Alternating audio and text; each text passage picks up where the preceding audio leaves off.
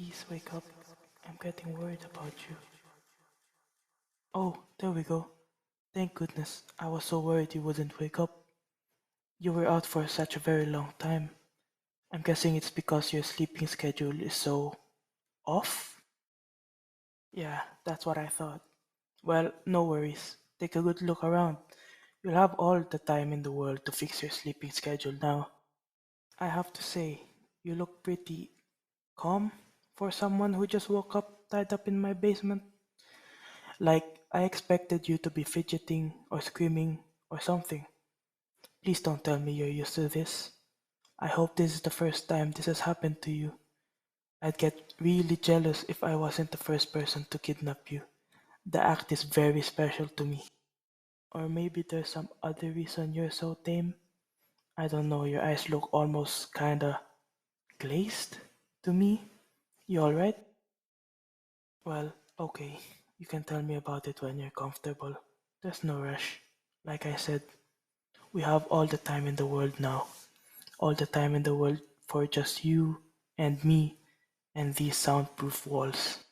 Oh, and I'm sorry to say, but well, okay, I'm not really sorry. But I'll be keeping you all to myself. How could I not when I'm so madly in love with you? I mean, I made about 1,000 alt accounts just so I could give you positive encouragement online without it seeming like it was all just coming from one person. Now that's dedication.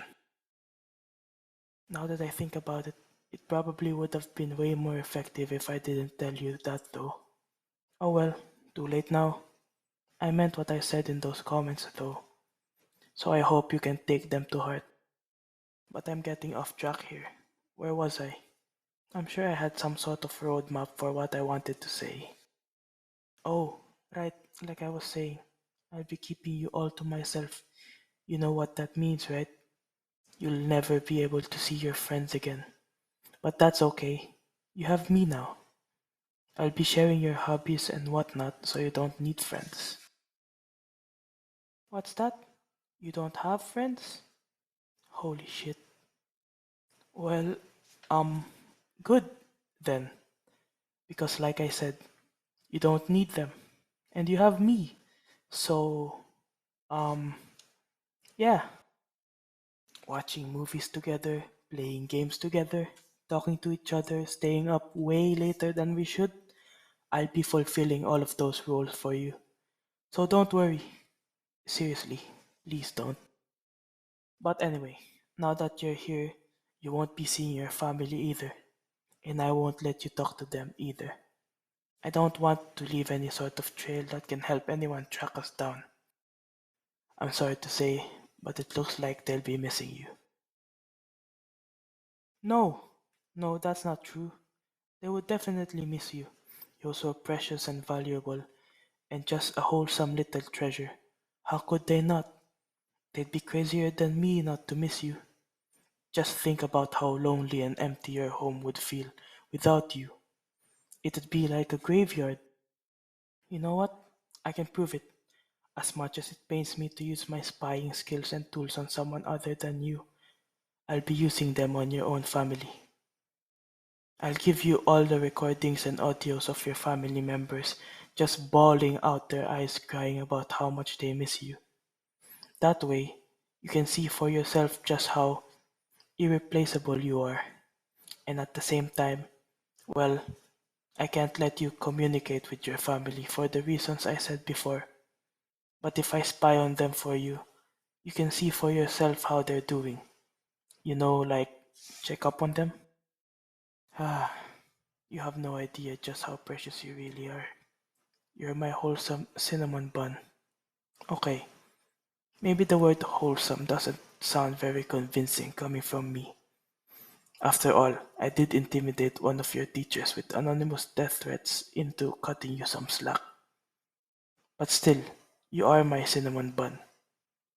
Don't give me that thoughtful look. Here, look into my eyes. Repeat after me. I am a cinnamon bun. Again. Good, good. And don't forget it, or I'll, I'll think of something. I always thought my threats to you would be about not leaving me or cheating on me. Not this. You're so wonderful. I just sort of assumed you'd see it yourself. You're funny.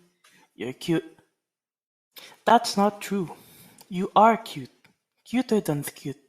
Bunnies and kittens wish upon shooting stars that they were as cute as you. And their wish doesn't come true, obviously, because you are so tremendously cute. You know when you see something super adorable and you just want to hug it so hard until its eyes pop out of its sockets? That's how I feel about you. Well, I'll um restrain myself though. Wouldn't want to hurt you. But okay, how do I say this? Okay, I know you can't see it, but because you're tied up to this chair and can't really turn around, but the wall behind you is just completely covered with your pictures. I spent a small fortune on ink just to put you all over my wall. Here, I'll show you. Just let me turn. You know what? Never mind. I'm just gonna get you out of those ropes. See? I wasn't lying. And it's a big wall too, right? It takes a lot of pictures to cover. And there's not a single duplicate, I might add. Would I plaster pictures all over my wall if they weren't of something so overwhelmingly cute? I think not.